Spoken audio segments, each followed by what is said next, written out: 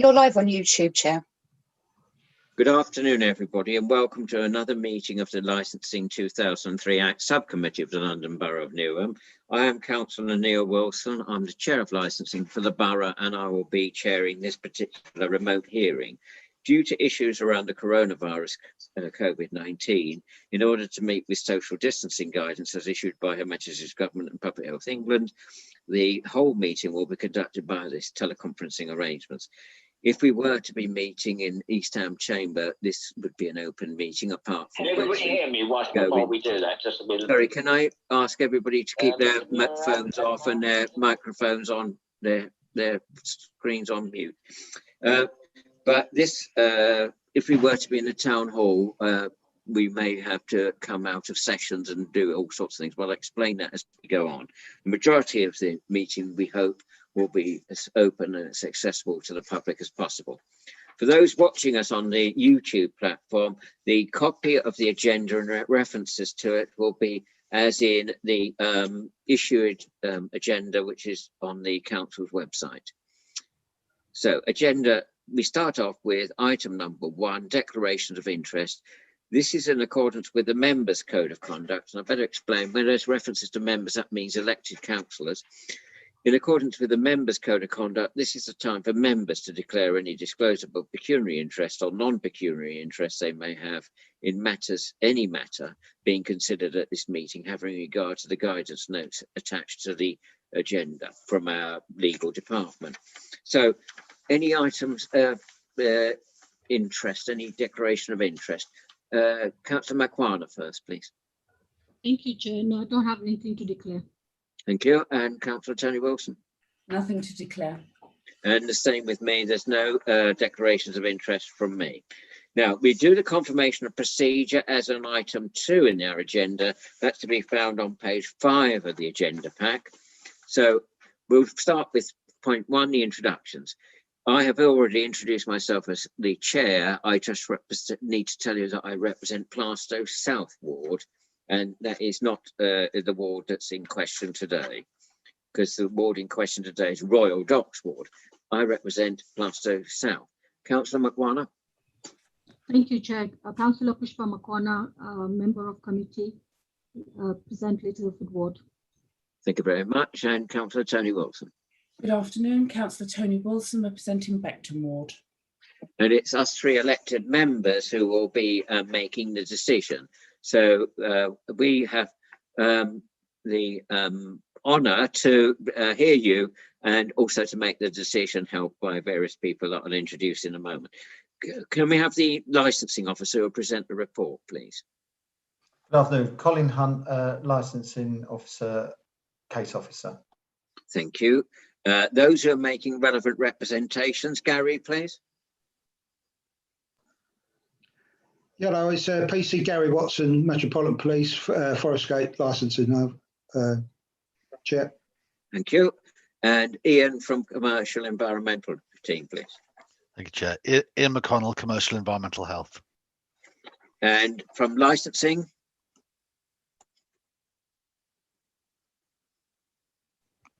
Licensing officer from the licensing authority, Joanne Perez. Thank you. Thank you. And the applicant, please.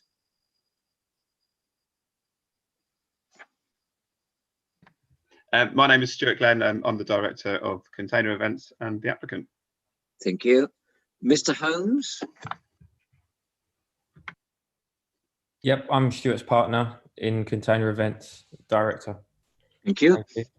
And our legal team who will help us to make decisions. As I say, we're in accordance with an Act of Parliament, and this is what was known as an administrative hearing. We are not barristers or lawyers, so we have a legal team to advise us. Mandeep first, please. Mandeep Mehat from One Source Legal Services. And Umar? Sorry. And Umar Malik from Legal Services. Thank you. Is that everybody, apart from our clerk, who's off screen, but will be taking the notes? There's Reese Rose as well here. So, oh, sorry? This is Reese Rose. He's part of our team. I can't hear. I'm sorry. You're trying to get people on screen and things. I know it's difficult with people wearing masks for social distancing and COVID, but I still can't hear. The applicant is on mute. If you can unmute yourself, please. There we go. Right. Can you hear me now? Yes. Hello, my name is Rhys Rose. I'm Stuart's licensing advisor and operations manager at the current operation in Tottenham Hale. Right. So, you know, in case you come in on the screen, we need to have everybody clear on what their role is before we let. Sorry, Chair. Could you just clarify your name again, please, for the minutes? It's Rhys Rose, RHYS ROSE. Thank you. And I'm Stuart's licensing advisor and operations manager at the current operation, and probably will be on this next one. Thank you. Anybody else? That's it. Okay, that's fine. And then Nisha, can you introduce yourself, please? Thank you, Chair. Nisha Lathigra, Democratic Services. Now, how we run these proceedings is the licensing officer presents the officer's report, and that this afternoon will be the case officer Colin Hunt.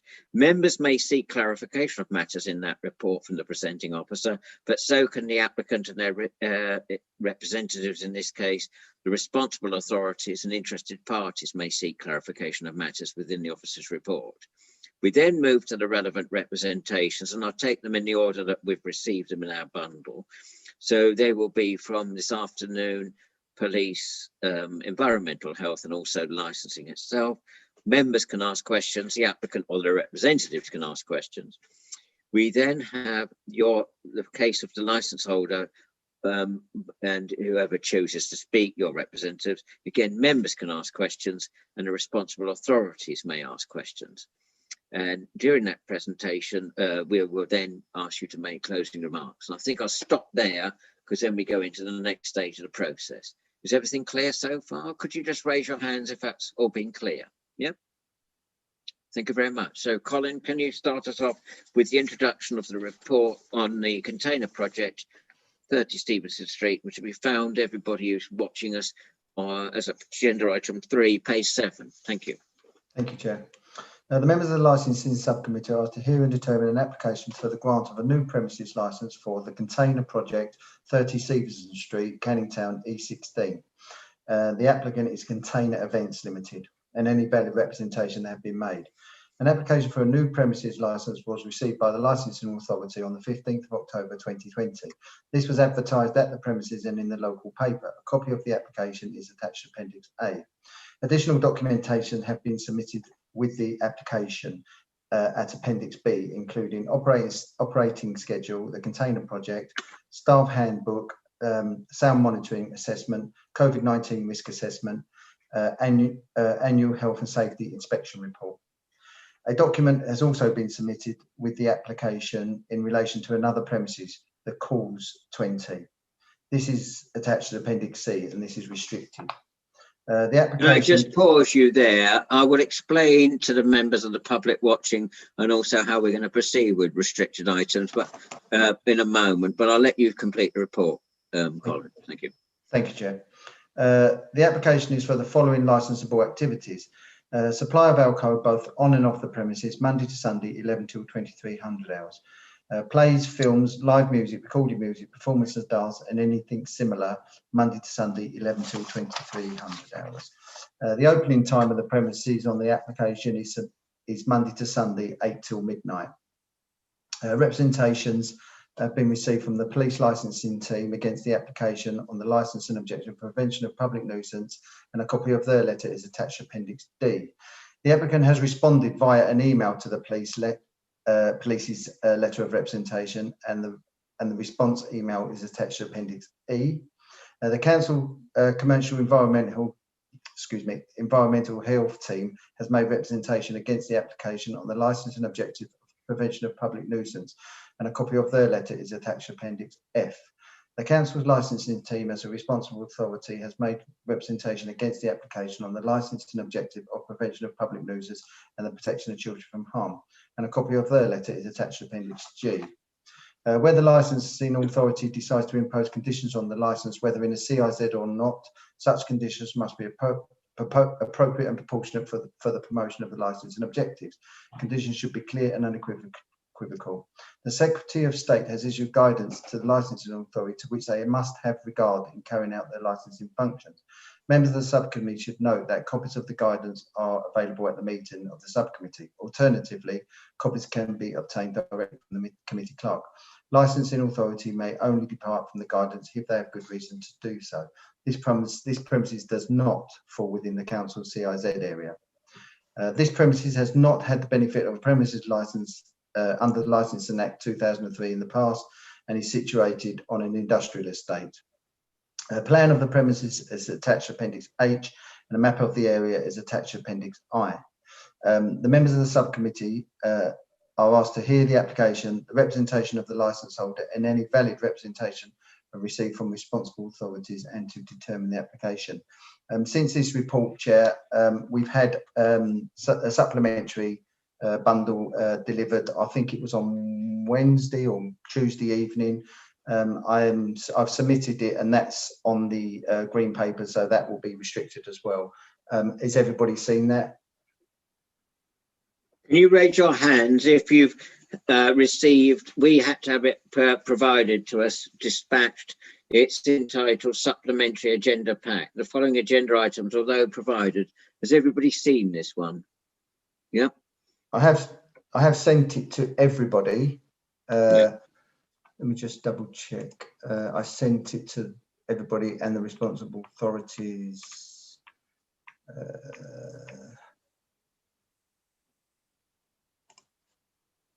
I sent it on the 28th, which is this morning. First thing this morning, I sent that. Yeah. Was it Joanne? You were saying you have not received it. No, Joanne wouldn't have received it because it was sent to John, who's the case officer. I didn't know Joe was going to be the standing in for John, because John's on holiday. So yeah. I didn't know. I thought John was there. So Ian was sent it and Gary was sent it as well. Yeah. Are we able to proceed on that basis, Joanne? Yeah. Because people get substituted because of various issues. Now, this is, as long as everybody's seen it, then I'm prepared to accept. It's not an emergency thing to accept, but as long as everybody's seen it, because it's got to be fair to all parties. Right, thank you. Now, in accordance with the determination, Appendix C and the appendix in the green of this new bundle, which is attached as agenda item 4 on the supplementary in green. Anything that's on the green, it may not be in colour on your screen, but if it's marked confidential, those two appendices will be exempt from publication by virtue of paragraph 3 of the Access to Information Procedure Rule set out in the Constitution of this Council, pursuant to Schedule 12A of the Local Government Act 1972 as amended, in that they contain information relating to the financial or business affairs of any particular person, including the authority holding that information. The public interest in maintaining this exemption outweighs the public interest in disclosing the information. So I'm ruling from the chair that we should not make references to this.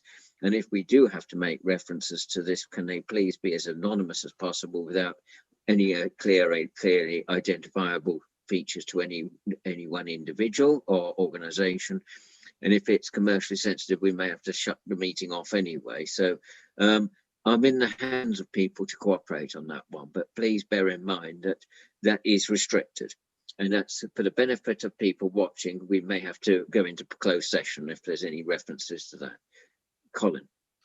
Sorry, Chair, I've just noticed that Mandeep, one of our legal officers, is not on screen. I just want to check to make sure she's still with us. Oh, sorry. It's okay. Yeah, I'm here. Sorry. Yeah, good. Is everybody else still here? Thanks, Colin. Yeah, thanks for that. Right. Okay. So these things do happen. We don't want to lose people. Right. Is everybody clear on the officer report? Can we then please have the plan of premises put up, please? Which is Appendix H. Is that possible? Can we screen share, Colin?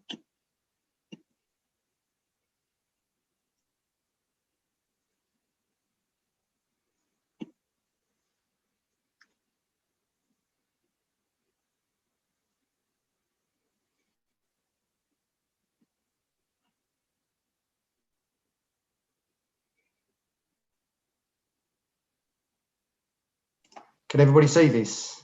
Yeah, I like these pictures.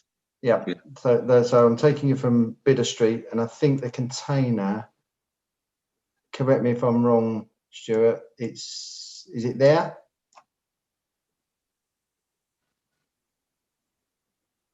If you could come off mute, Stuart. Can anybody help us, please? It's just there on the left.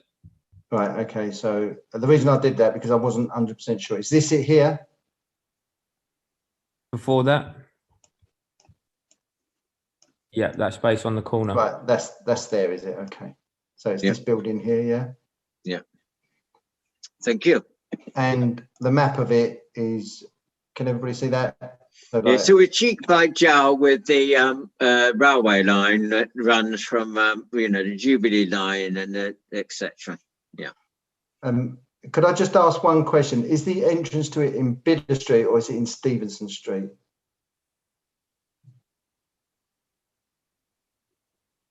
Bidder Street. The entrance to it is in Bidder Street, but the actual address is 30 Stevenson Street. Yeah. Yeah, that's correct. Yeah. Right, okay. I just wanted to clarify that because, okay. Yeah, exactly. That's a good point. Yeah. Any questions from anybody else on while we've got the plan up or anything on that? Okay. Can you take that off the screen then, Colin? Thanks for that. Any questions on the officer's report at this point? Councillor Tony Wilson first, please. You're on mute, Tony. Sorry about that. Good afternoon, Colin. Afternoon. Just so I have clarification, can you confirm the container project and the cores are owned and operated by the same management company?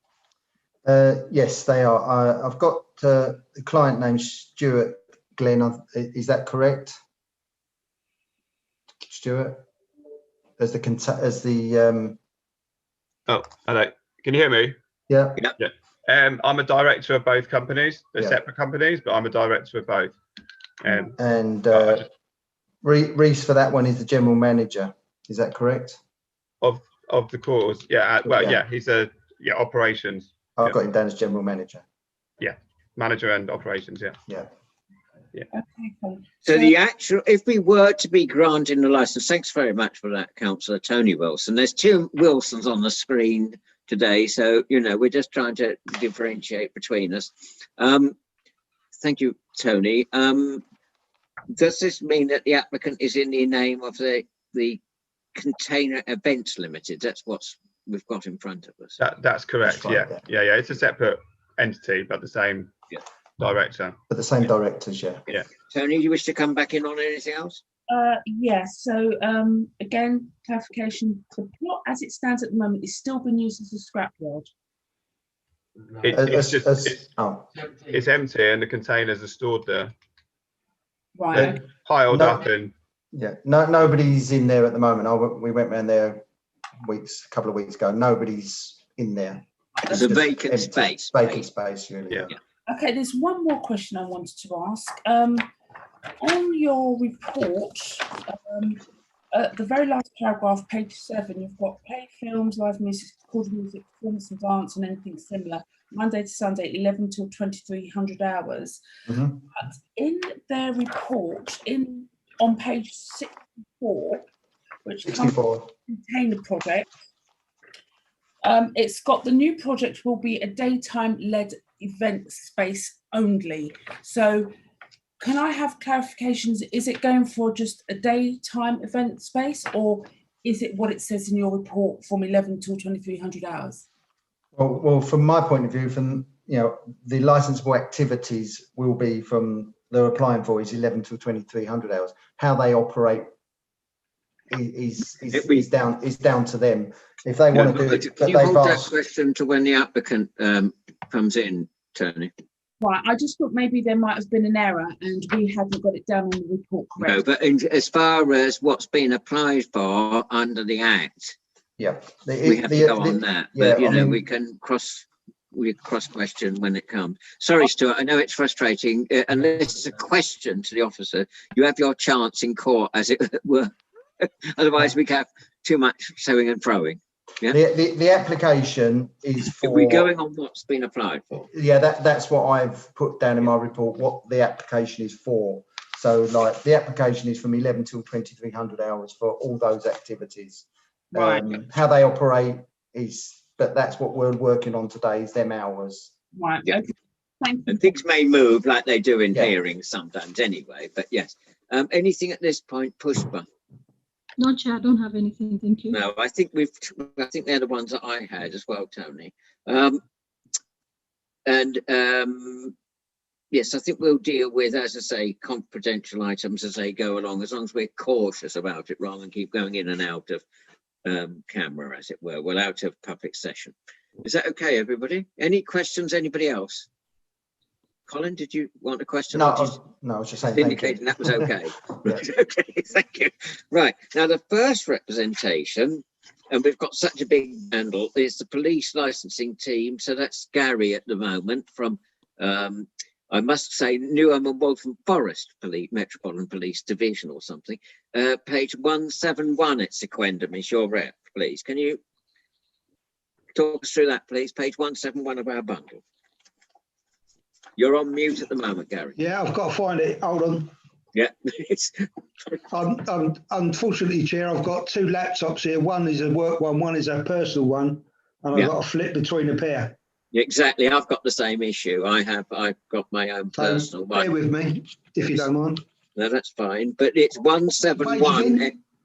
It's entitled Appendix D on my hard copy. You may. Yeah, Councillor Wilson, perhaps whilst we're waiting, can we just clarify something? Because initially there was an application for off sales as well, and then there's further correspondence from the applicant to say on sales only in the conditions that they propose. Perhaps we can clarify that now, so everybody's sort of singing off the same hymn sheet. Thank you very much. Are we talking off sales, on sales, or both? What are we talking about? Indeed, thank you. Now you do come in this time, Colin. Stuart, rather. Oh, sorry, I'm not. Oh, can you hear me? Yes, yeah, you're fine. Yeah, we're happy to do on sales only. That's fine. So no problem. It's on sales. On sales is fine. Yeah, it was. Yeah. No off sales at all. It was. In the application, it says both on sales and off sales. So that's what sort of like was applied for. Just to let you know. Yeah.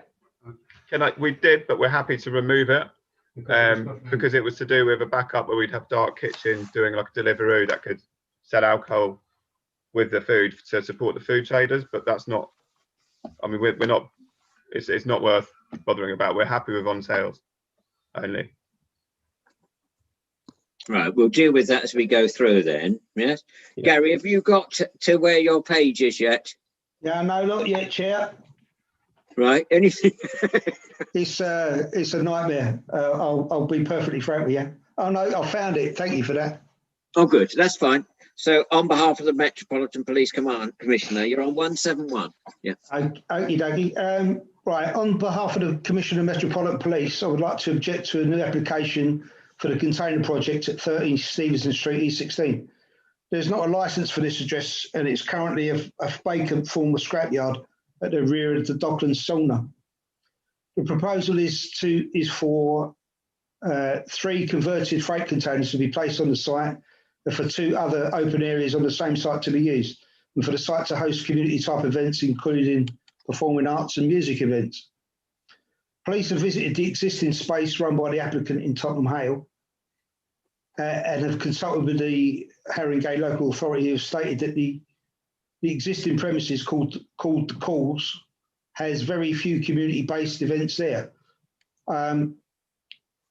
Admittedly, this visit was in October, and we was in we weren't quite in lockdown as we are now.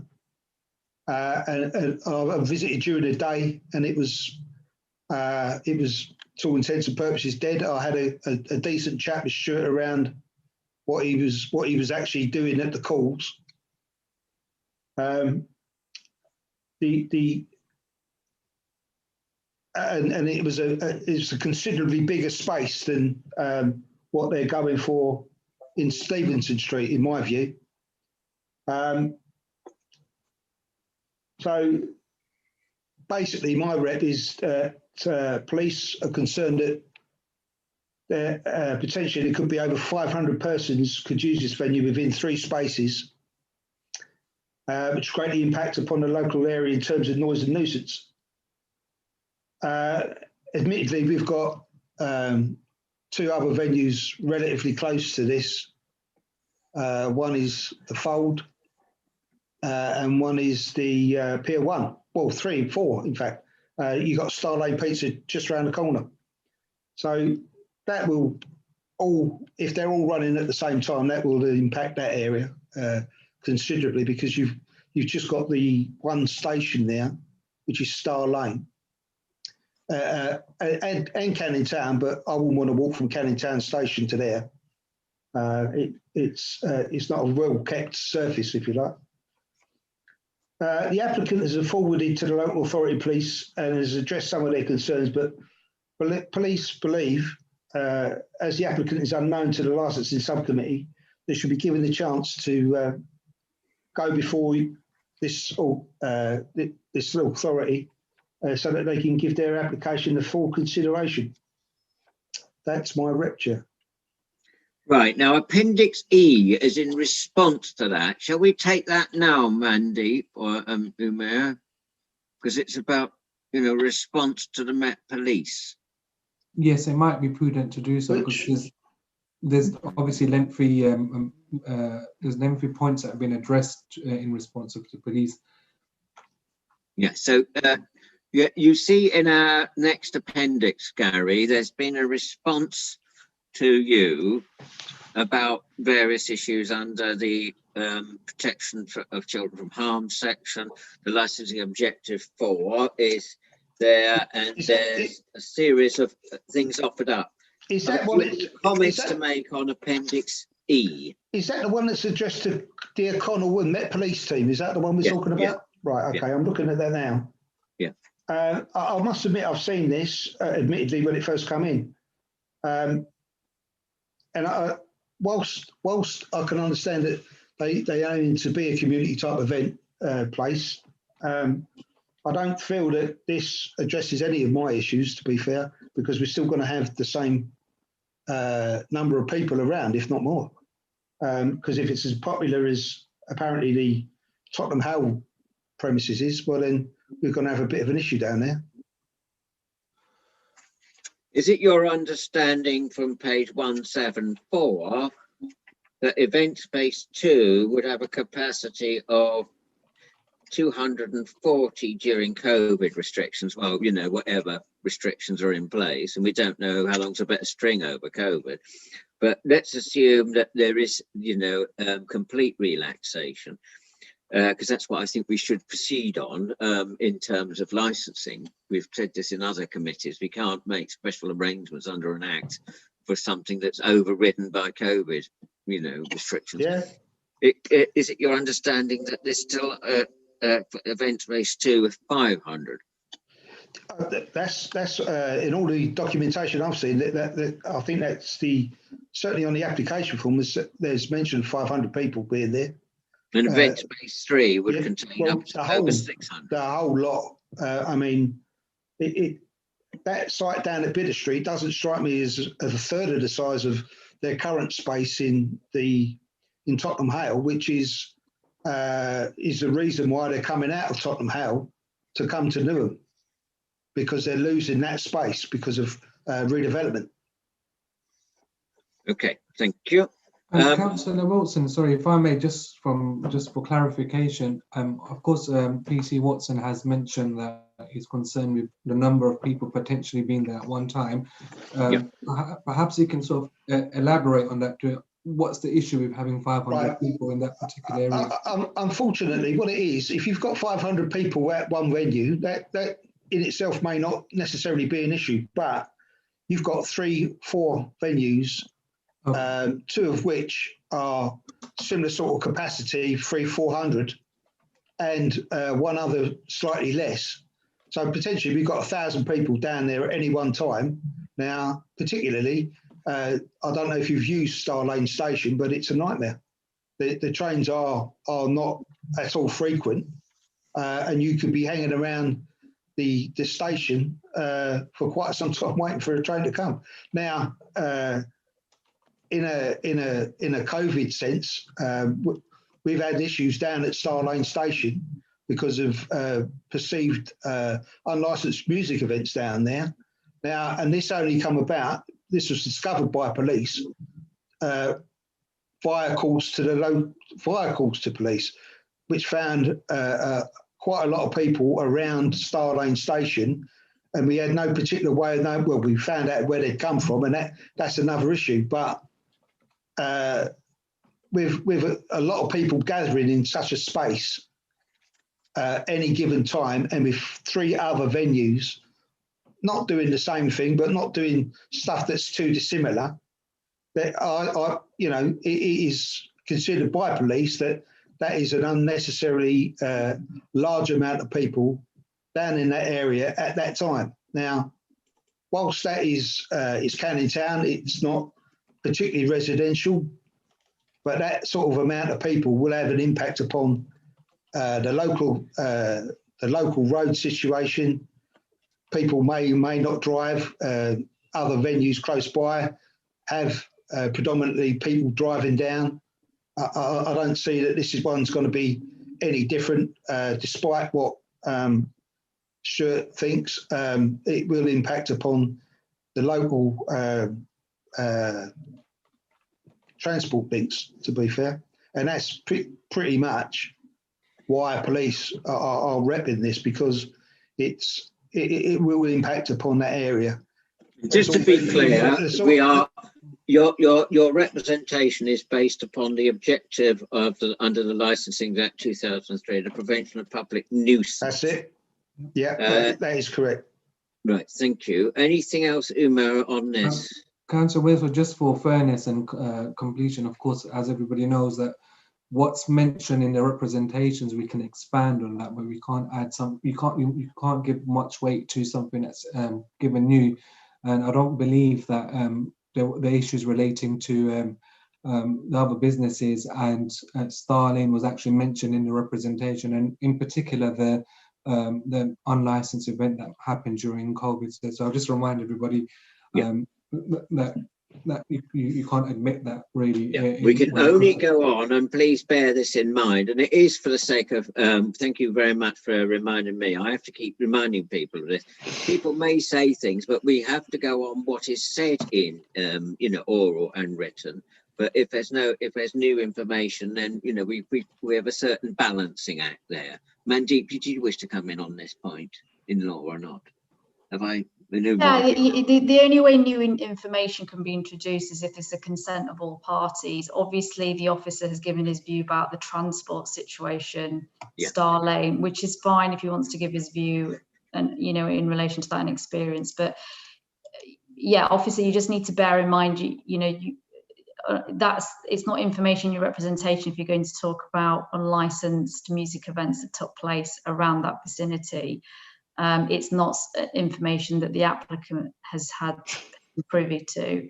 And obviously, if you wanted to go into further information about that, you would need consent effectively from the applicant for that.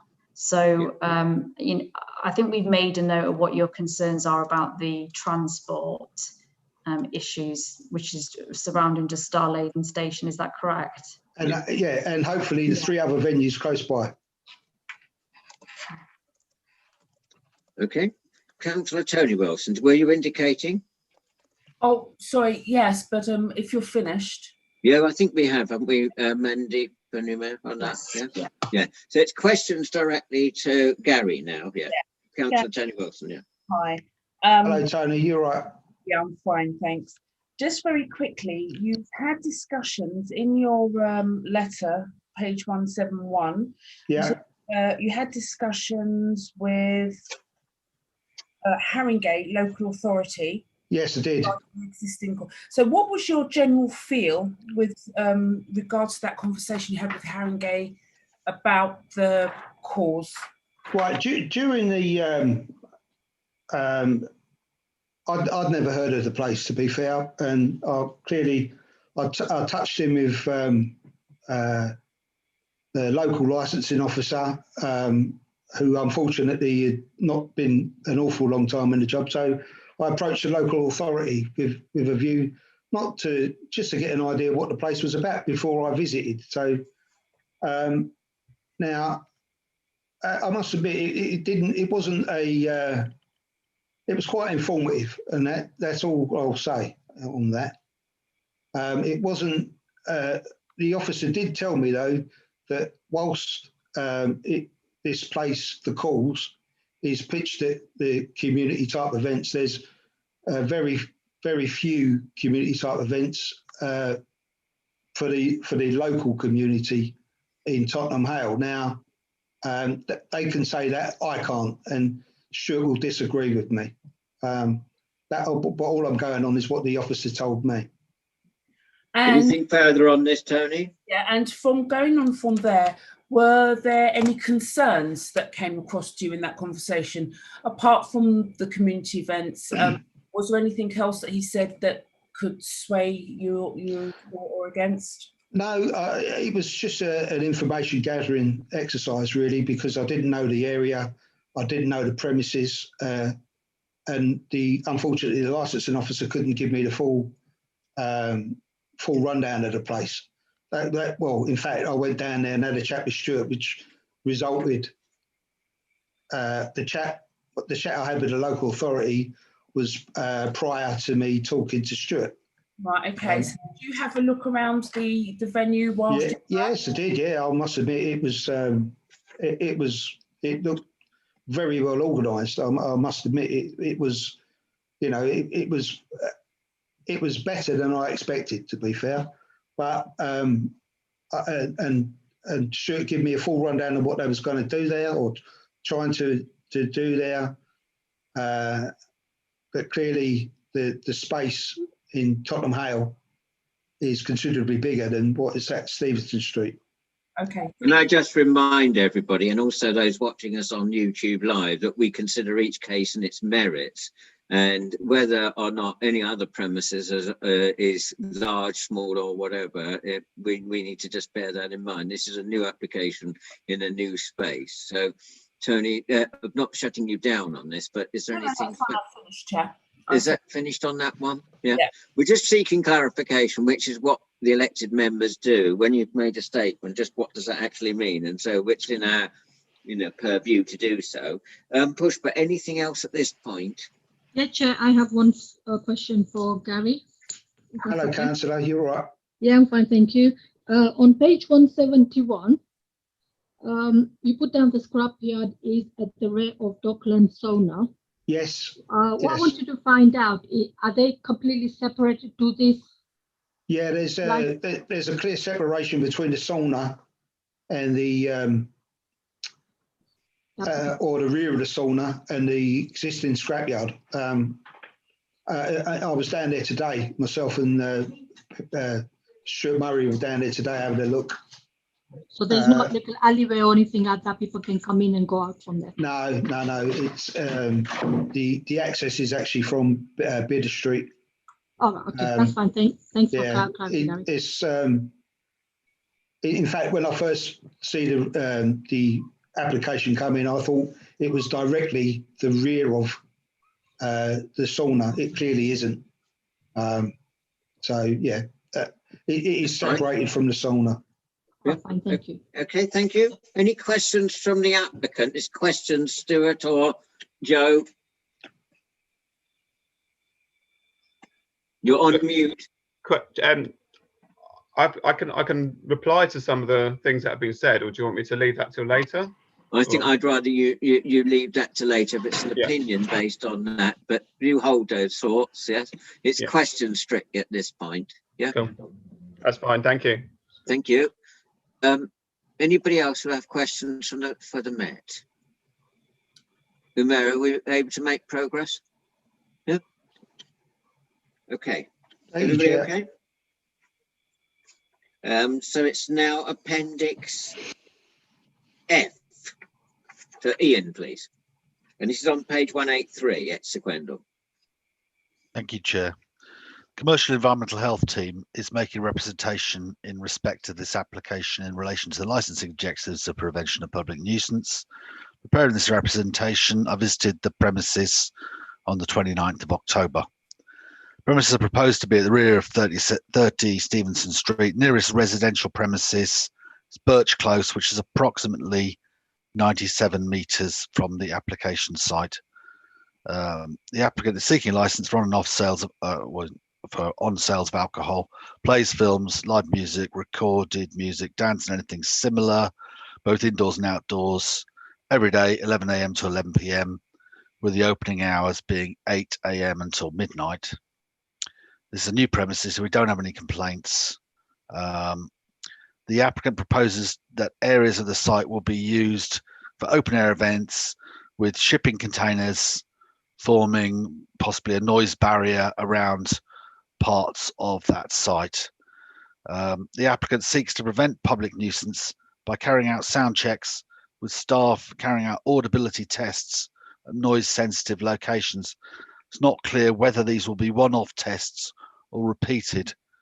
Whilst we welcome these proposals, we prefer to see a more robust long-term means of controlling noise, such as use of noise limiters.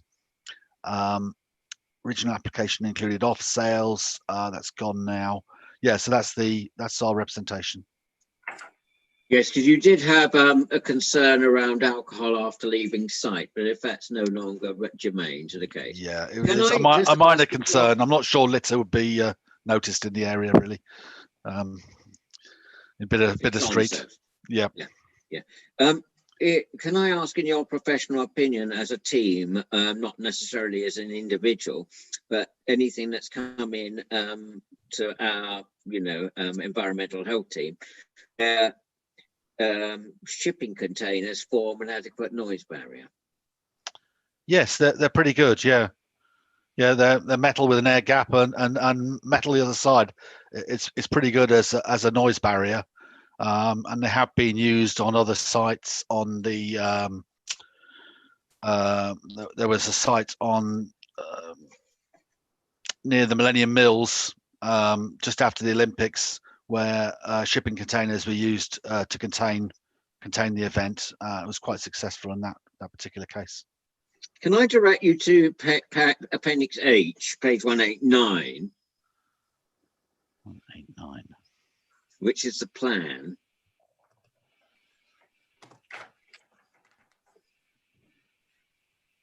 The site boundary in red. Yep, just trying to get to there. These container structures are in black, the thicker lines. Yeah. I'm a bit fixated about these containers, and that the where is this nearest residential thing on that plan? Because I can see a Bidder Street. Where is this? Birch Close. Yeah, if Colin can get the map up again. Sorry, but I think it is germane to if you're making a representation about proximity of neighbours.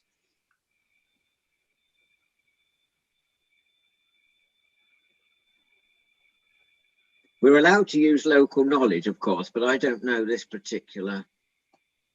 Well, I don't think I do. I don't know quite where we are with. Can everyone see that? Can everyone see that? Can you bring it up slightly bigger? I've got my better glasses on. Perhaps I haven't. I changed glasses. Yeah. So actually, you need to go. I think I've got the right glasses on, Colin. Yeah, that's Folds. You need to go a bit further south. Yeah, there's the steam baths. So there's the steam baths, and if you go to the east of the steam baths, across the railway line, Birch Close is there off Percy Road. Oh no, you've gone too far down now. Yeah, you're on the Wicks warehouse. Yeah, Birch Close is there. Oh yes, it goes. It is fairly cheek by jowl with Manor Road as it is, isn't it? Yeah. Yes. Yeah. Could you show? Okay.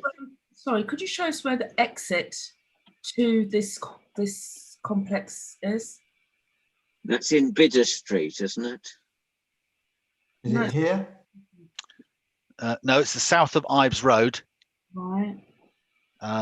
So South it's of Ives Road. It's that site directly behind New Docklands Russian steam baths. Right. Yeah. And the exit, I believe, is on the back of there on Bidder Street. Yeah. Right. Okay. So it's farther away from Manor Road, it's the other side. Yeah, the exit. Yes. Yes. All right. And it's So one exit in, one exit out. Yeah, I'm not sure actually. I have Okay. to ask the applicant that, but that's what it looks like from the plans, I believe. Yeah. Okay. Oh, that's very good. I like that. That's the aerial view. I agree, Chair.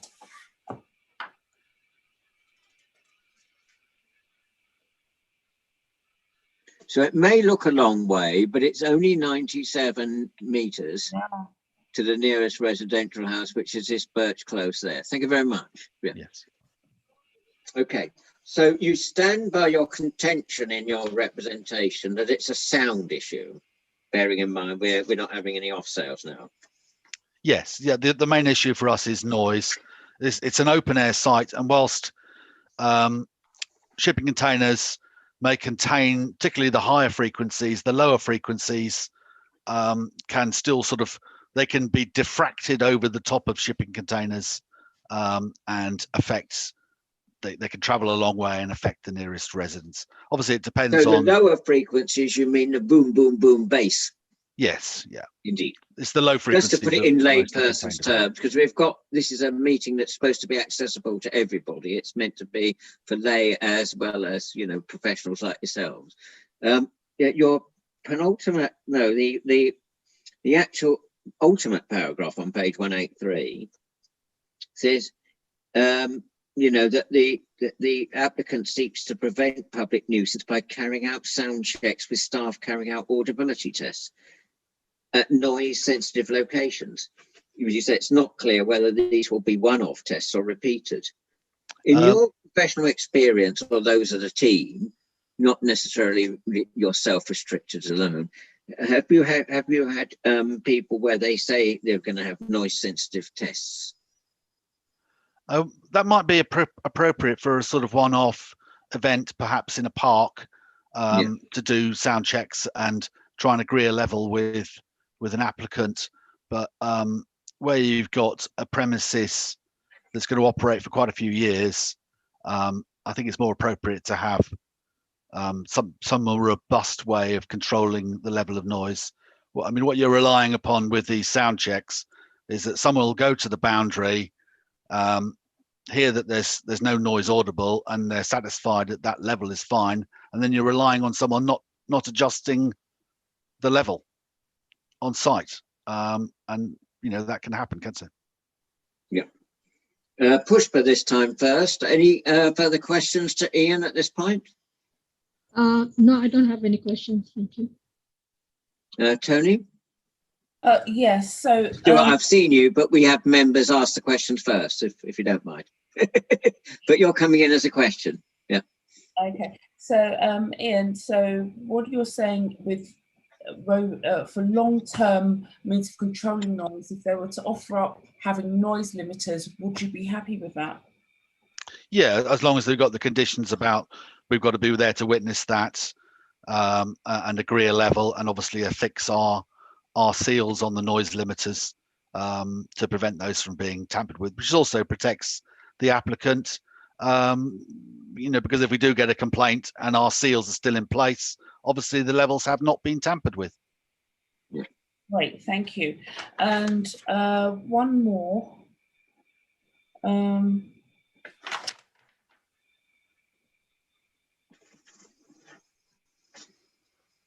That's it. Sorry, it's someone else. Pushpa had none. Pushpa, you didn't have any at this point, no?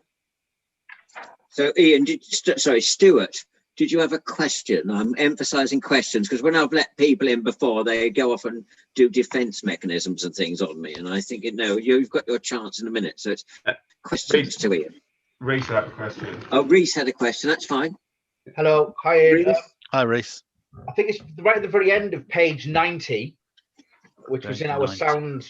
sound impact report type thing that we wrote. Is we were proposing to install the systems, turn them up to an acceptable level, and have you guys on site to attend and monitor all of that. So I'm more than willing for you to propose a condition that encompasses there being limiters and you attending to set the sound levels that you're happy with, and it being set like that. That was what we envisaged anyway. Yeah, I mean that'll be fine. Yeah, We're happy to come along and help you set the noise limiters and witness that. When I went through the conditions that was offered by the police, I couldn't see a condition that had that sort of statement in it for noise management. So I was waiting to arrange that with you, but I've not been able to get hold. That seems a constructive way forward. Shall we make progress then? Yeah. Is there anything further in terms of this representation? Anything further in terms of questions, anybody? Okay, shall we make a progress then? And the next one is from licensing team. Joanne, you're stepping in for John Chislett. John Chislett. Yes, Thank you. I am. And the licensing Sorry, I'm team. being distracted. My phone is going off in my headphones as well, but that's on silent. Right, go on. The licensing team, as a responsible authority, would like to make representation against the application on the grounds of prevention of crime and disorder and public nuisance and the protection of children from harm. The application has been submitted by Container Events, as we've already said, and within the operating schedules, the applicant states the cross-section of events that will take place up to 7 days a week, live bands, fashion shows, etc. The applicant has not specified within the application form or the operating schedule the number of people who will be in attendance on site. I think though now we've agreed it could be up to 600. Is that right? Mm-hmm. Yep. The container project operating schedule says it will have an experienced responsible person on the site at all times. It is occupied by the general public and will provide SIA registered security to assist in the management of any special event where it is deemed necessary by the event risk assessment. What does the applicant mean by special events, and will an SIA door staff be provided at these events or at all events? The applicant, under the heading of removal of precursors of crime, states the container project will effectively monitor proof of age using Challenge 21 scheme and will restrict service as appropriate. A register of refusals will be kept in the bar, and all staff will be trained in the recognition of accepted forms of ID. Newham's licensing policy under paragraph 27.18, Challenge 25 states that it is a preferred term used within the Newham as opposed to Challenge 21. Knowing the site location and based on past experience of outdoor venues within the borough, I feel that the applicant has not effectively addressed the public nuisance issues with customers arriving and leaving the site, as well as noise breaking out of the event space. Although no residents have objected to the application, there is the potential of residents being affected by the venue should the licence be granted if there are no conditions and controls in place. Reading the operating schedule, it would appear the licensing authority that the applicant has not referred to Newham's licensing policy and model conditions, which became effective from the 3rd of March 2020. As a result, statements made by the applicant will be difficult to enforce or to place their recommendations as enforceable conditions on a premises licence. The licensing authority would like the applicant to comprehensively show the committee why a new premises licence should be granted, and that the grant of a new premises licence will not undermine one or more of the licensing objectives. With this in mind, the representation is made on the licensing objectives of the grounds of prevention of crime and disorder, prevention of public nuisance and protection of children from harm. And that's from John. Thank you very much. Questions, elected members first. Tony, anything? Not at the moment, Chair. And Councillor Pushpa Makwana? I have just one question. That's fine, go on. Yeah. Page 186 at the top paragraph within the operating schedule. Yeah. There are listed of things on there. I'm just concerned that will they be holding private events and weddings as well? One for Stuart. You're on mute, Stuart. Will we be providing sort of doing weddings and private events? Weddings, does it carry out wedding ceremonies?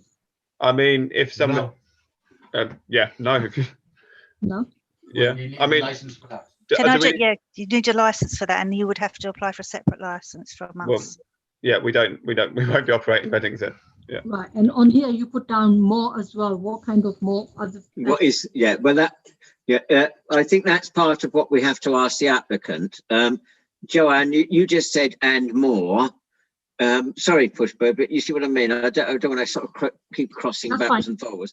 That's Joanne, can I put it in the form of a question, Pushpa? Would that give you concern with this and more on a license? Not really, no, because they're tied to what they're asking for, as in the permissions which will be granted. So the and more is a bit hypothetical. Yeah. Is that was my reading? You see what I mean? We may be making a meal out of this, Pushpa, Yeah, and where you can't be done anyway within the confines of the Act. Is that your understanding, Umar?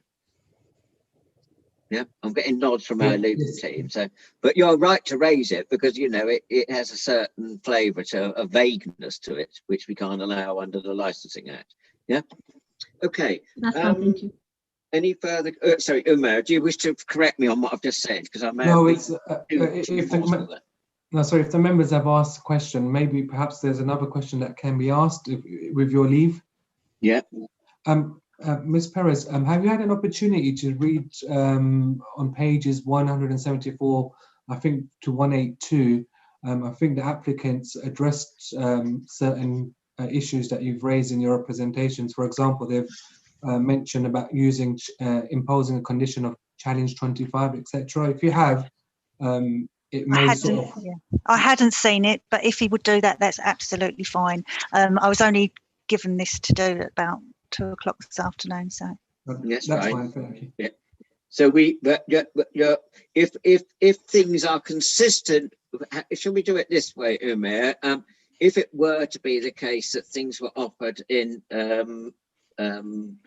this is the Appendix E document, Joanne, that was referred to earlier on. It's in response to the Metropolitan Police. So, you know, licensing may not have even seen it. It may have just been a straight discussion between police and you know, leaving out licensing. Umar has just pointed out the one on staff will monitor all areas to ensure that under 18s do not consume alcohol. Umar, is there a reference to challenge 25? There is, bear with me. I think it's on page 176, condition D01. So what? Oh yes. Challenge 25 D01 is there. So I think the general point is well made. If it were to be consistent with your objections, that would be addressing some of the issues, at least in your representation. Is that okay? Is that a fair summation, Joanne? Yeah. Yes, that's right. Yeah. Yeah. And you know, if you can, I know you're doing catch up, but if you want to quickly be reading that during the process, it might be helpful. Mm-hmm. So, because then you can come back in, as it were, to help us. Right. Is that the end of the representations? Tony, sorry, did you have a question for Joanne? I do apologize. Not so much for Joanne, but whilst I've got Umar, I asked a question earlier with regards to the event space 1, small area, event space 2, because it's noise and nuisance, event space 3, larger areas, and the amounts of people. And you was going to come back to me with an answer, which you haven't done so far. I have had an opportunity to find some guidance, and in that guidance it says, in particular for music entertainment, you don't need a license if there's less than 500 persons at the event between the hours of 8 to 11. So perhaps you could pose the question to Stuart Glenn when the opportunity arises and ask him what's his intention of having. Is it a blanket policy that they want a license, or is it something that they don't envision they'd have more than 500? So I'll leave it for that with your leave. Yeah, thank you very much for that. Yeah. Sorry, you see where we're going with this. We get advice, you know, and we have to be consistent with that advice, clearly. Anything else, Tony, at this point? No. One more thing. With regard to challenge 25, it is on page 176 of their yeah, this is the reference we had before, this DO1. Yeah. So with regards to the challenge 25 and challenge 21, their response is on 176, number D, or letter D. Yeah, that's it, Chair. Thank you. Yeah, and about refusals book, etc. And yeah. Okay. I think we therefore, if everybody's happy, we go to the applicant and their representatives to present their case. Is that all right? Yeah. So, Stuart, the floor is yours. Hi, thanks very much for your time, everyone. So just a bit of background upon myself as an events operator. As Gary's explained, we've got another venue in Tottenham Hale. It's been very successful in what we do. We've been operating, well, we opened in April 2018. We have had very, very, very minimal issues to do with any of the authorities. We've never had any major incidents for crime, no big problems with environment, health or noise. And we've been a busy place. We've had thousands of people come to our site, and it's all been very well managed. We've got a good team, first aid trained, good at security. We operate within all the COVID guidelines currently. We haven't had any issues. So the what Gary picked up on, the checking in with Haringey, and sort of potentially that we weren't quite what we were in terms of the community stuff. I'm actually very proud of what we've done, and you can go online and you can Google what we've done. You can look at the additional appendix I supplied, and there is numerous emails of us confirming payments to charities, many in the local area.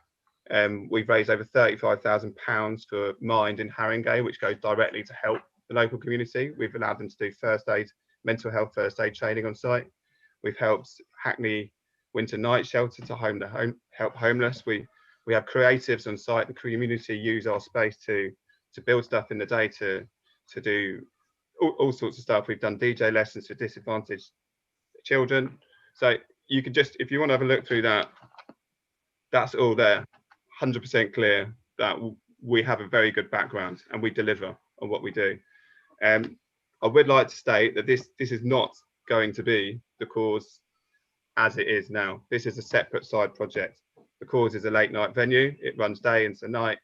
It's, as you know, Gary says, this new space is a third of the size. We're actually looking for another site for the cause because we don't know how long that's going to go on for. It keeps on getting extended and extended. So from my position, entering Newham, we want to set up this side project, and I want to work with you guys in the borough. I don't want to come in and cause a problem. I need another site for the cause, which is my main project at some point. So this may not be my only license application in Newham, and I want to make sure everyone's happy all the way along the line. So we've put together a very, very comprehensive application. I've contacted all the responsible authorities that have had representations. We've offered to meet the conditions which are within Newham's licensing policy. We've tried to, liaise to get to agree where we're at, and we want to actually work with you to make sure everything is good for the local area. So our space, we want to operate it, ideally 7 days a week. The midweek trade, in all honesty, is tough. There's not much revenue in it. It will be more lower key stuff, so it might be maybe a film night. We do currently what we do is we do theatre, we do spoken word, we do comedy, we do sort of shows hosted by some of the radio stations, local radio stations. We do everything. The weekends is obviously where we make the bulk of the revenue, which is more kind of the busier days. Sorry. So we are quite across the board, and a lot of the elements that we do currently we would want to put in there to make it a varied program of events for the local area.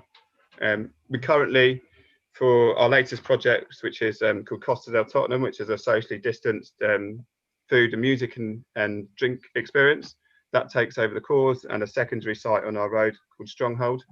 And for that, we've actually, that launched in July.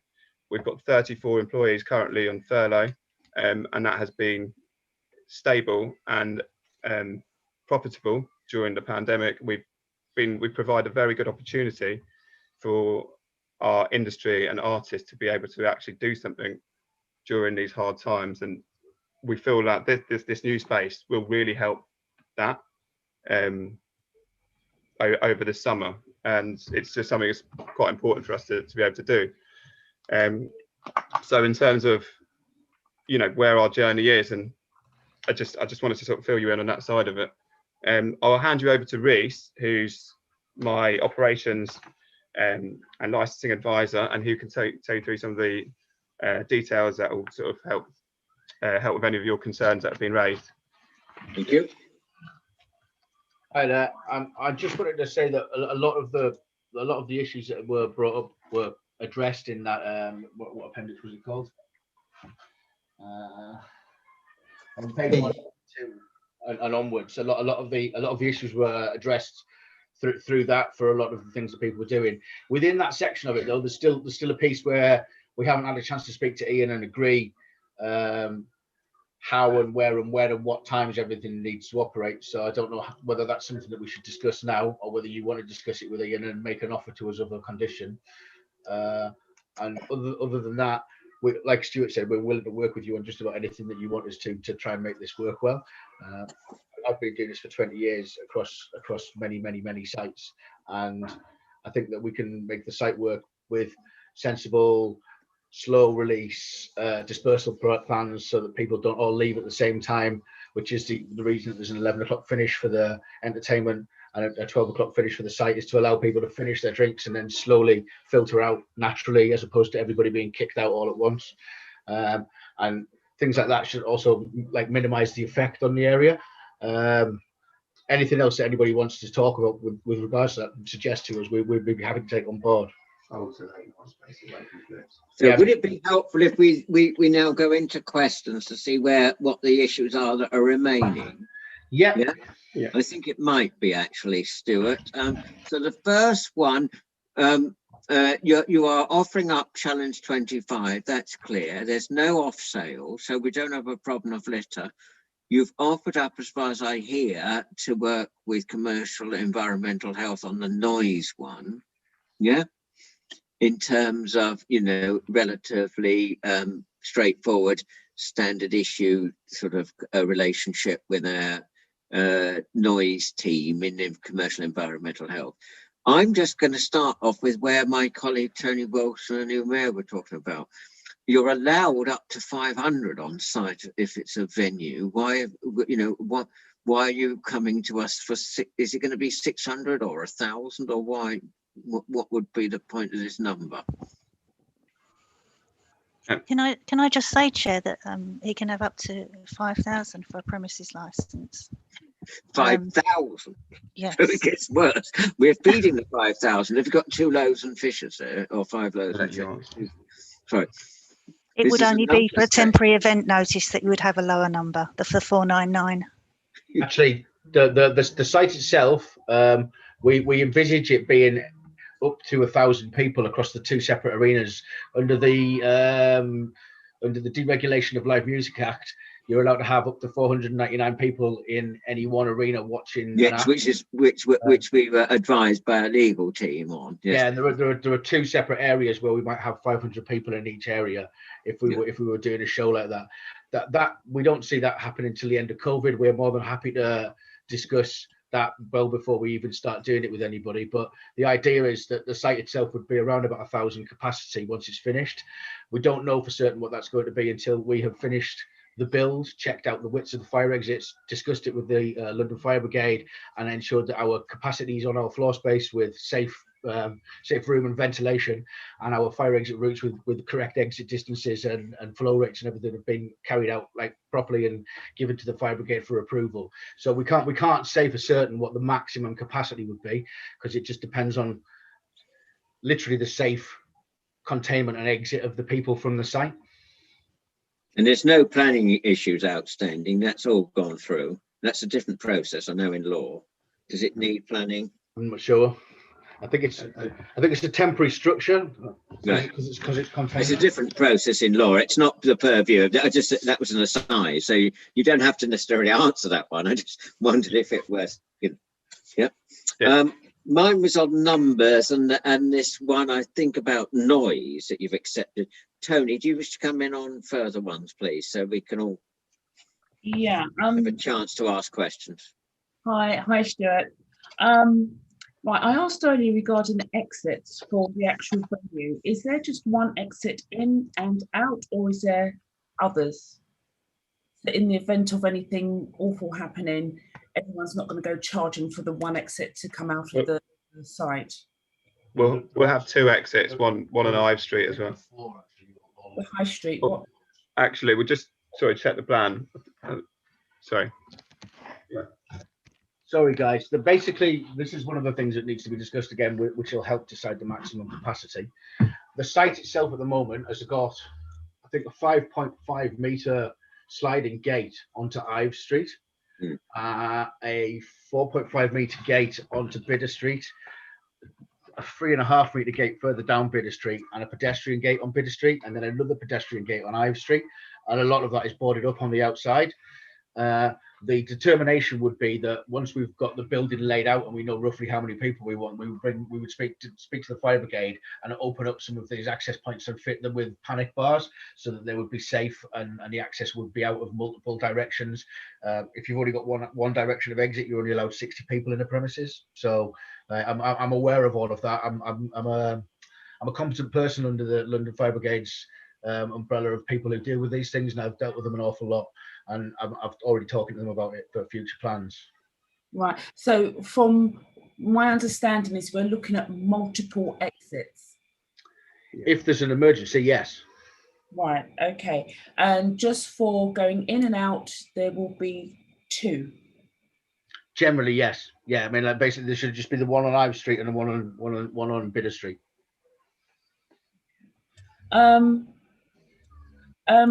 Right, so you mentioned that your Haringey branch is closing down. Why? Why is that? We're a Meanwhile project, but I'll let Stuart answer that for you. Thank you. I mean, we took the site on and it was working with developers, so we always knew it would be temporary. We work on a license, not a long-term lease, which means they can basically give us 2 months' notice and we're gone. It keeps getting delayed because of various planning issues and maybe COVID slowed it down. So just to be clear, that is going to be a different entity anyway, and we will want to carry on the cause in another project somewhere that will help us do the full nighttime aspect of it as well. Okay.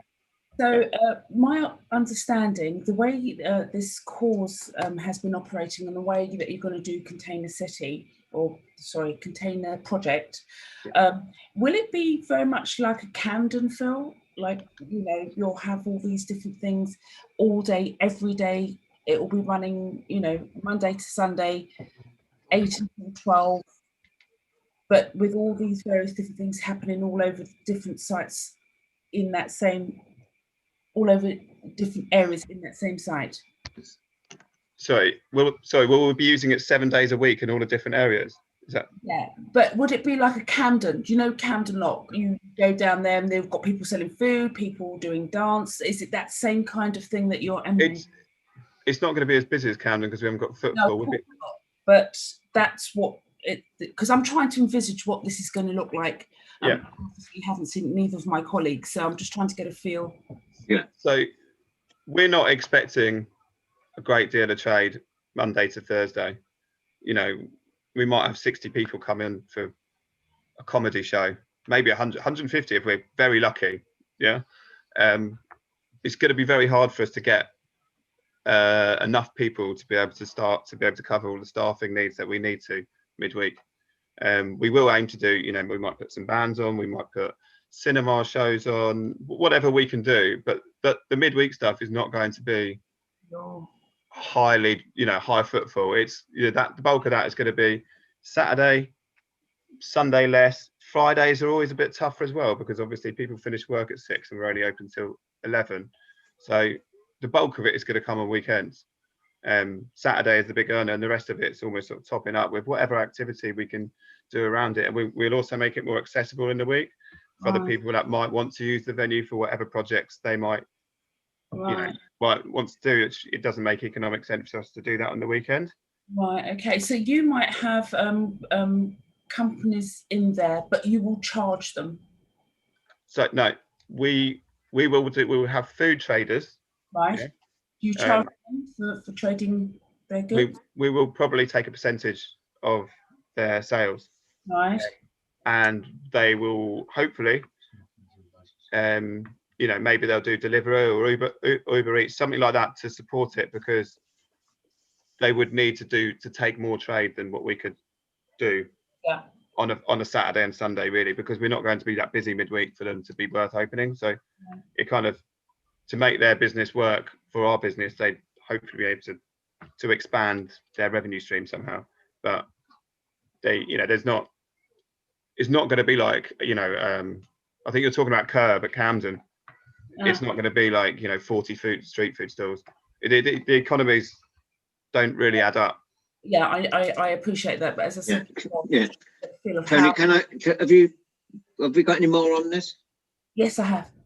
Right. Oh, did you want to come in, Chair? Well, just because I'm concerned, because I think it's relevant. We had this and more, this bullet point list that is in terms of your cross section of events that's taking place 7 days a week. I think we get the point about the location, and it's not exactly Camden town. You've got a list there. What is your specific? Why have you left it and more? Sorry, I was just intrigued, Tony, and what this and more was. So we're a flexible event space. So if we had a finger skateboarding championship at the course, for example. So we're open to someone wants to do drone racing. Sorry. Drone racing or whatever it will be. I don't even know what that is. I don't know if I dare show my ignorance. Anything with drones, is it sort of CIA inspired or something? You set up a course and people race their drones around it. Whatever, say off peak, so like Monday to Thursday, we will try and make the space accessible for anybody who's got an exciting project or something, whatever it would be. We could do fitness classes, we could do literally any events, whether it's an art sale, whether it's whatever it would be that fits within that kind of license. Films, we do film shoots.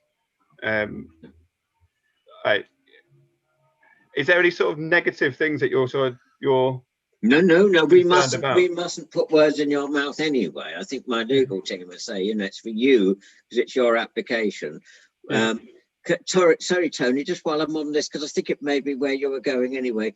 All three of us would probably want to know what you mean by special events, you see. Because you said in your application that you're going to have SIA staff on special events. So that would be these special events. When does an event become special? Is it the size or is it the noise? Is it because it's a loud gig? We risk assess every show. So if we know one's going to be, for example, if we're doing a finger skateboarding championship on a Monday with 30 people, we wouldn't necessarily have SIA staff because it wouldn't be viable. Anything on the weekends, we would. So, yeah. Do you want to say anything else about special events, please? Yeah. Sorry, Tony. I don't know if that was where you were going as well. Sorry, it's just what I was on while we're on events. Is that all right? Yeah. My experience as operations manager on the site at present is that, in general, we work in collaboration with a lot of other people to produce new and interesting events. So we co-promote them, and when we're co-promoting them, it's the first time that we work with a promoter. We take a risk-averse approach to it and make sure that we are well covered with our SIA and make sure that we know that we can be responsive to a new crowd that we don't know, and then we can adapt ourselves as we get to know people. So like a special event is somebody that we've never worked for, or something that's bigger and more unusual. If somebody wants to bring in something that we probably wouldn't do, would be like fire breathers or something like that. Like it depends on what people are doing. As to what we risk assess the level of sort of security attendance for. I think we've written in the conditions that for any ticketed event that we're expecting an attendance of over 100 people, that we'd have a minimum of one per something or other in this section. I can find it for you if you give me a minute and respond to that. But like basically, by special events, well, there's such a variety of events in the world. We don't always know what we're going to be asked to put on. Right? So we're just trying to cover ourselves. And it says just on this, you know, the definition of special events and what SIA staff only be provided at all events, I mean, was a concern raised by the authority. That's why I was stressing that one. Back to you, Tony. Sorry. Okay. Can we go to page 178? And we are looking at G07 with regard to door supervisors, and it says door supervisors should be provided at the premises at a ratio of 1 to 100 patrons. So on a good day or a good weekend or a big concert where you have more than 500, 600, 800 people, you would be adding to your security staff as you go on. Yes, we would. Yeah. As we see fit for that event, with the times and the amount, you know, what spaces are open, we'd want to make sure it was properly staffed to deal with any issues. Not that we want any issues. We just want to make sure we're safe and we can deal with all scenarios. Yeah. Right. Okay. Also, finishing off on that same paragraph, have you decided to have a smoking area? And if so, where would you put it? Again, 178. That would be zone 3 to the south of the building, the larger area, I think. Larger event space would just be smoking. Right. So that's right. Okay. Open air. Right. Okay. All right. My other question was page 179, K12, regarding noise from plants, equipment. How would you said that there's going to be no noise, but I don't know how that will work, because they do tend to give noise, ventilation, refrigeration, air conditioning, plant equipment, etc. So how are you going to go about keeping that to a minimum? Well, noise from the plant. K12, isn't it, Tony? K12. Yeah. Yeah, I mean, basically the refrigeration equipment is mainly going to be standard air conditioning unit things, which would, or we've got one of them that runs on the premises as it was last set up, and there might be 2 if we set it up this time, but they will be facing Bitter Street, and they're just the external I can't remember what they're called, cassettes for AC. So they're not anything that would be anywhere near a concern for noise compared to normal music outdoors. Correct me if I'm wrong, Ian. And then after that, there's not really any other major plant that we would have on site. Right. Okay. Thank you. Right. Page 173 regarding staff issues. Now, how many staff do you think will be on site at any given time? They mandate any given time. I mean, if we were, so an example of a 300 capacity event that we've run here during COVID-19 is about 6 to 8 table servers, 4 bar staff, 6 security, 2 management, 2 door staff. It's got to be about 20, is it? Sound engineer. A sound engineer. So there's like for a larger event like that, 20 plus. But for the weekdays, 2 or 3, and one security. It fully depends on the size of the event, and a lot of our team are students and on flexible hours, so they kind of choose when they want to work. But we've got a pool of 30 up here in Tottenham Hale, and we'll be looking to do something similar over in Newham, I think. That was my next question coming on to that. Thank you for that answer. Would you be sourcing Newham residents primarily for jobs? We would do our best to do that, because obviously it's in our interest that they're local. I mean, there will be a recruitment process, and it will go through dependent. They'll be required to have experience of a certain level for us to at least be able to pick them up and train them to bring them up to the level that we want. But yeah, we would look to try and actually sort of recruit locally wherever possible, because it's in the benefit for the borough and us to have the staff in the same place. Right, okay. And I also noticed that your staff will be CRB checked. Is that correct? Is that all staff, or? I think it's the senior staff and the security team. Sorry, there's no such thing as CRB. Oh, did you say CRB? What's it DBS. DBS, sorry. Changed its name. Yeah. Yeah. Sorry, I'm being pedantic, but you know, for the benefit of the tape, as they say, you know. DBS, sorry. Criminal record bureau. Yeah, it's any of the senior staff that are working as sort of site management, duty management. It should say. I must have got that wrong. Okay. Yeah. Okay. Right. No, that's fine. That's fine by me. Thank you. The last question I wanted to ask, Chair, but it was on the green regarding assessments. So I'm finished for now. Thank you. On the green, so we may have to shut down for a bit. Yes. Anything still on public agenda, Pushpa? Anything? Yes, I have, Chair. Thank you. Thank you. Yeah.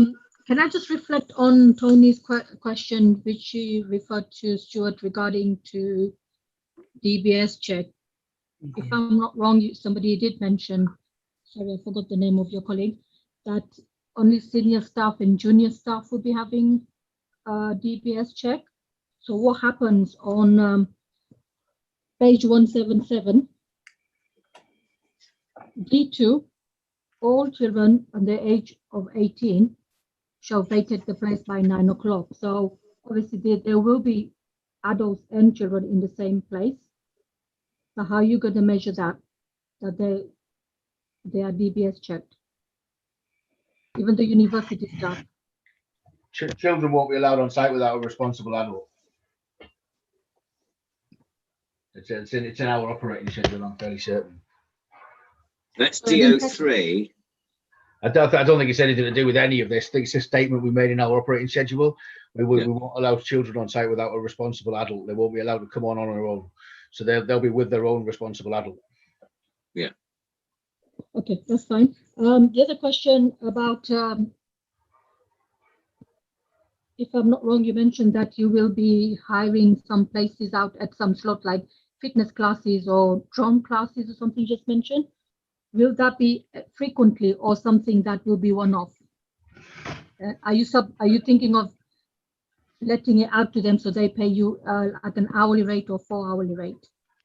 I mean, we haven't got in our current site at the course. We haven't got anything regular, but occasionally, to be honest, sometimes it works. Sometimes, but you know, somebody might want a space to do some yoga, and they might bring their audience, really, their market, and bring 20 or 30 people down, at which point we'd be pretty flexible with the cost of it, because there's not much money in it and it would be completely off peak. So we'd probably just say what's fair for you and what's fair for us, and we just try and work something out like that in terms of a financial agreement. We won't have, you know, set times that we turn it into a gym for, you know, 3 hours a day between these times. It just gives us flexibility to do everything we want to do, and fitness is important, so we'd be open to doing it.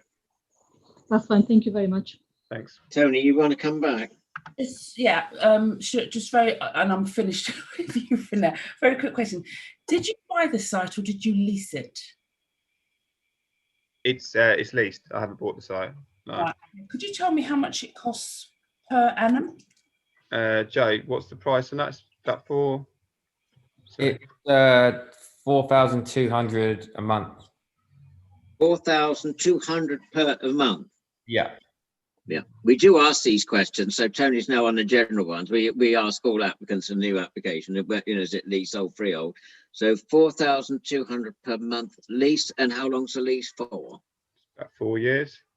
Got to it. Yeah, that's 4 years. Yeah. Tony, back to you. Sorry.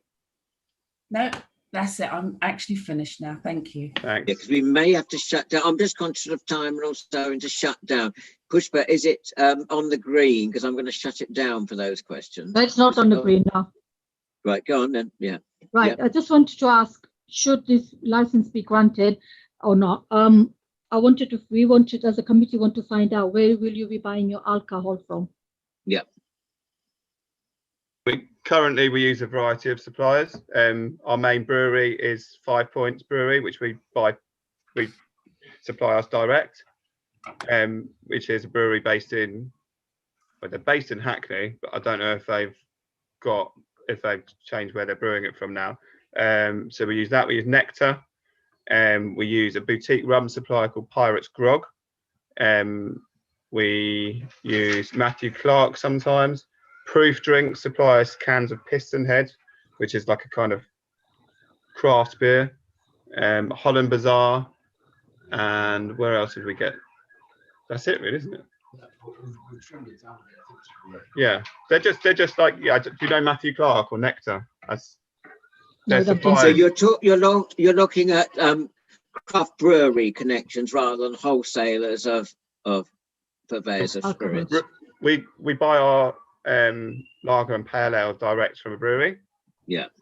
Which is called 5 Points, who's been our partner here at the cause, and they give us a good deal.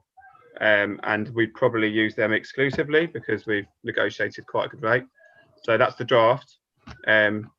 We'd also sell cans of beer. What we buy at the moment is called Piston Head, which is from a company called Proof Drinks.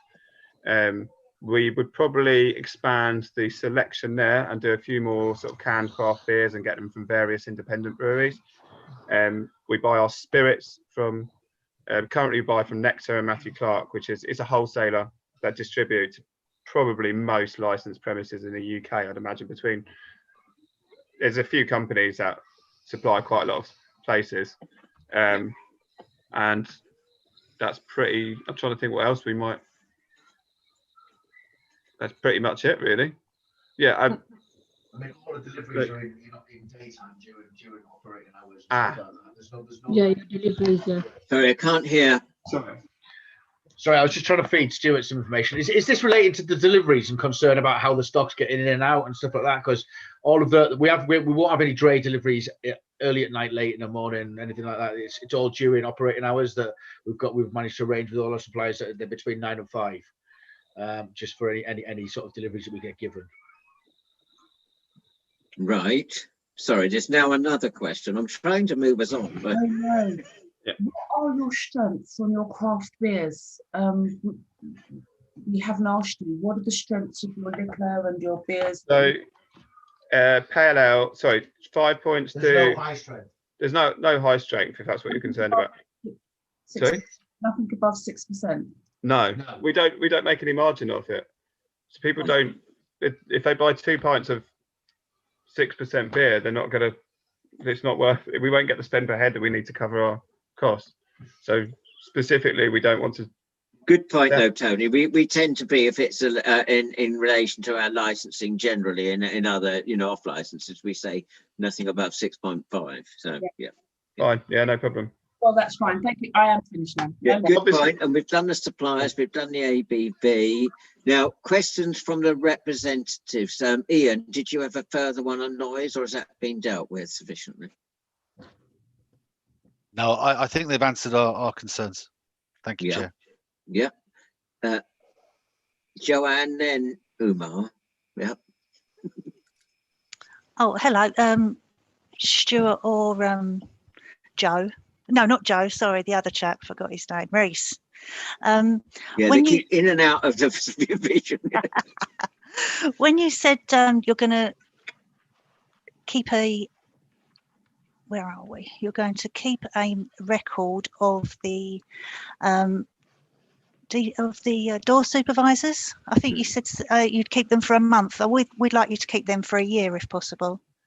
Yeah, no problem. We're happy with that. I mean, it's on their app for the current company that we use, but we also have sign in and out sheets. So if you change that for us, we'll just keep that folder for longer.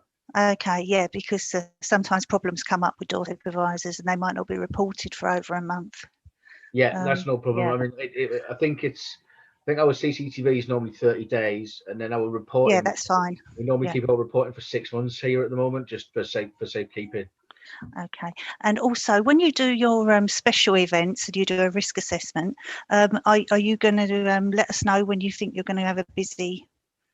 You're going to let us see? We can do. I mean, well, I can prepare a risk assessment for a small event in one area, a small event in the other area, a small event in the other area, and then I could do the combinations of the two, and then the whole venue, and then if there's anything that changes from that, so I can prepare a set of standard risk assessments for use.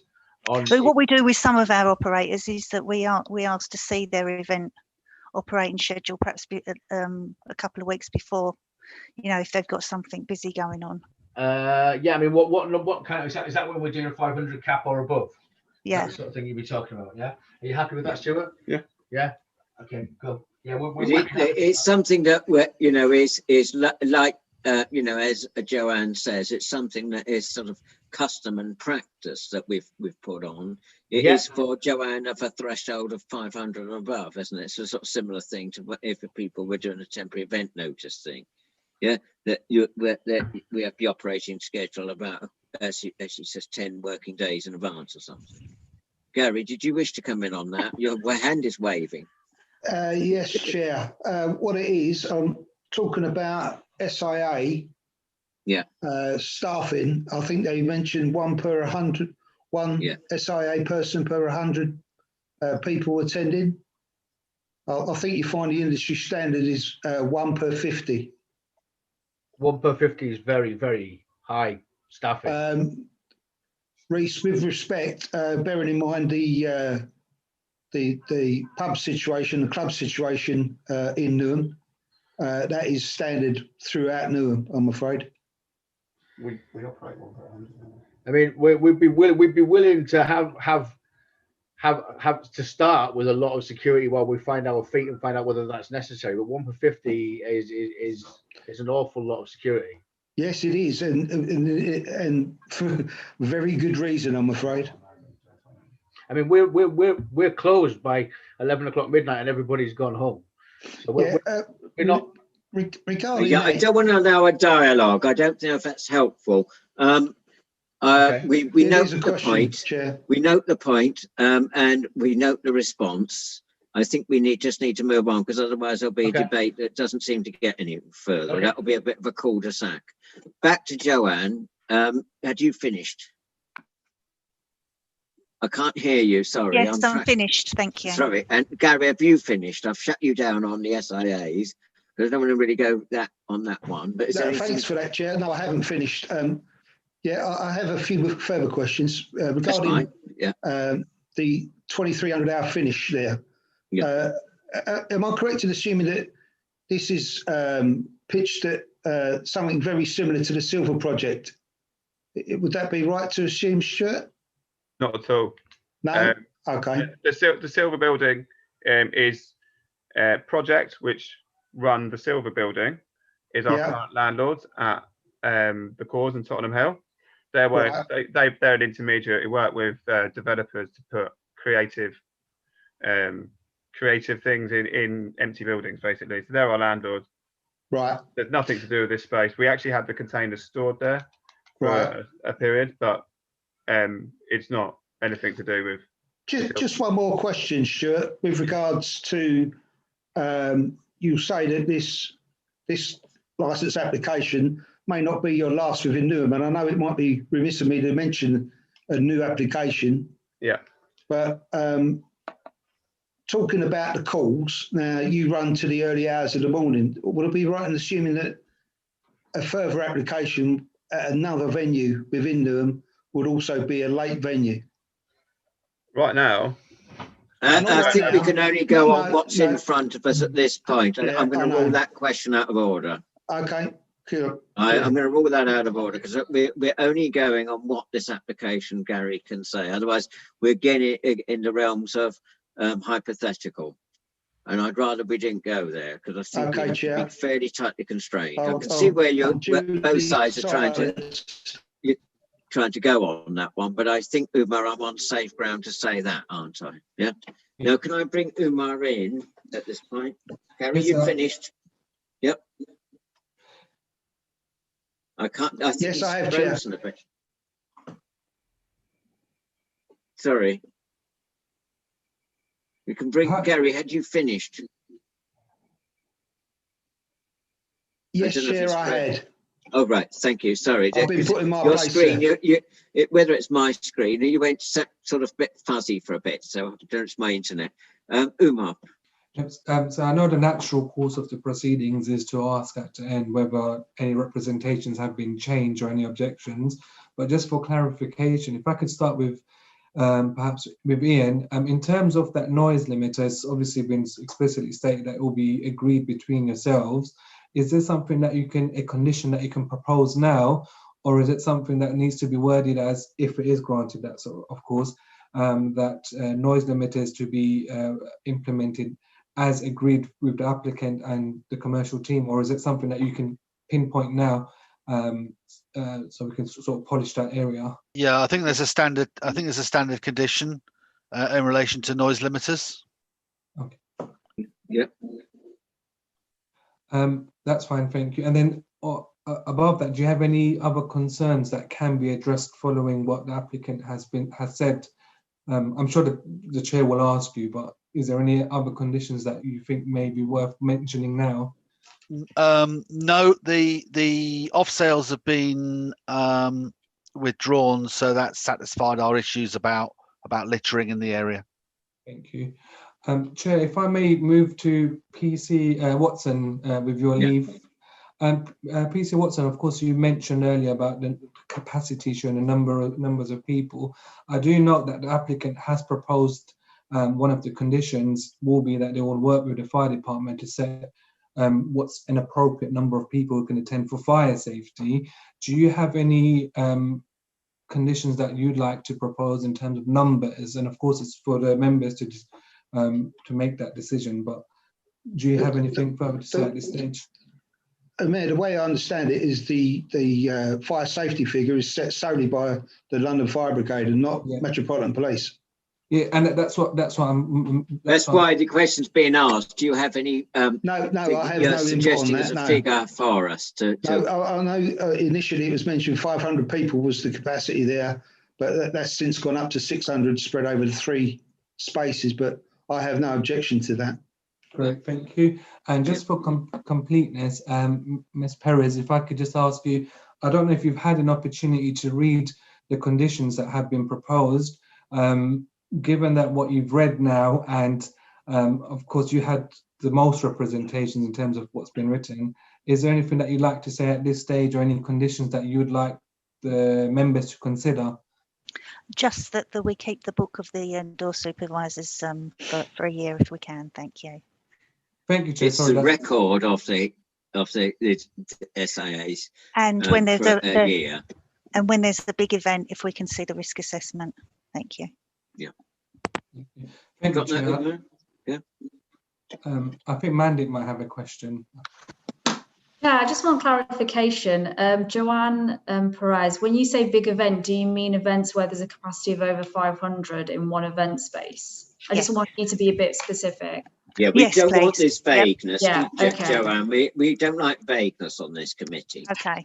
We like to nail things down as far as we can, because then it's, because under the Act, we can have conditions laid on, and members will obviously go into a huddle with our legal team anyway shortly, but we want, specific guidance from you on what you're actually specifically requesting. Okay, so over 500, and we'd have that 2 weeks before, hopefully. Yeah. Yeah. Now, I think I've had a message from Councillor Tony Wilson that we no longer need to consider in public anything on the green, in private anything on the green, but rest assured, Stuart and your team, that we will consider everything you've put forward on the green. It's just that it protects the individuals, because there's commercial figures in there and all sorts of things about bank details and all sorts of things. So we have to be careful that we don't slide into making references to business interest or individuals under the protection of GDPR and all sorts of issues. So is that clear?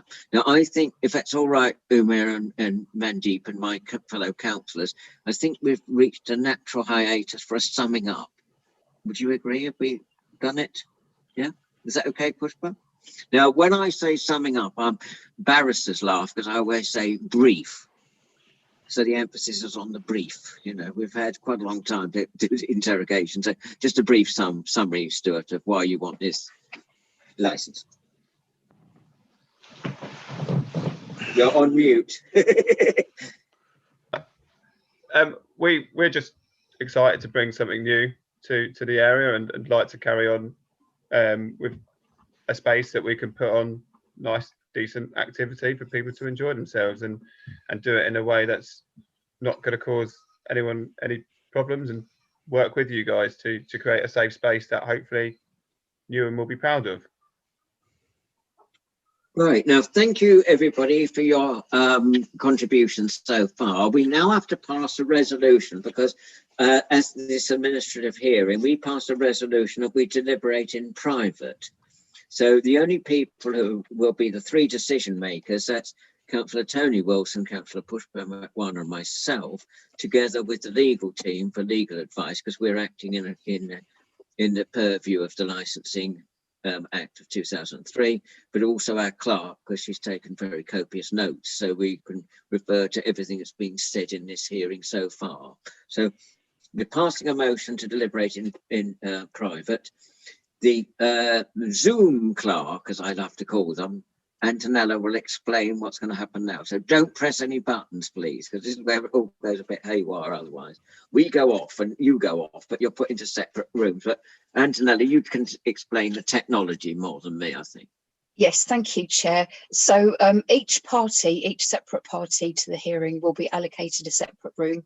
Members will be in a private room of their own where they can deliberate away from the webcast audience, and all other parties again will also be in a private area while the deliberations are taking place. An invitation will be sent. That screen comes up, isn't that right? Yes, that's right. Sorry, Chair. An invitation will appear at the bottom of everybody's screen as soon as you say that what you're ready to go into private session. Is that okay, Tony and Pushpa? We're ready to go into private session. Yeah, thank you very much. So if you just wait, otherwise we lose people. Here we go. Yeah.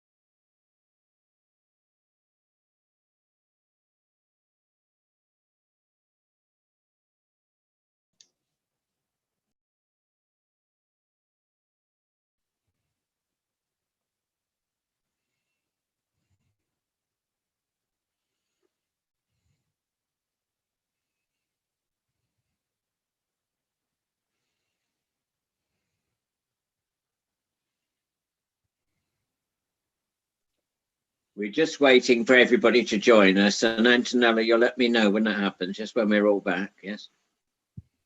Yes, Chair, I'll let you know. Just waiting for PC Gary Watson at the moment. I've got to give you his apologies. He's been called away and he couldn't get out of it, so he's had to go. But I can't start my video, Antonella. It said it's the host has stopped it. I'll give you a hand there. Thank you for letting me know. Okay.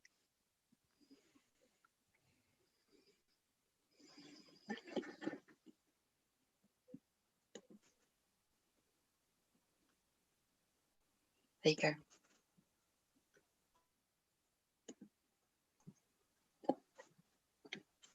Chair, it looks as though everybody's present now. Right, thank you very much. And we have apologies at this point from PC Gary Watson, who's obviously been called away for operational reasons. But we've got everybody else who was on the original hearing. So thank you for your patience, everybody. The committee has made a decision, and I'd ask our clerk, please, to read out that decision. Thank you, Chair.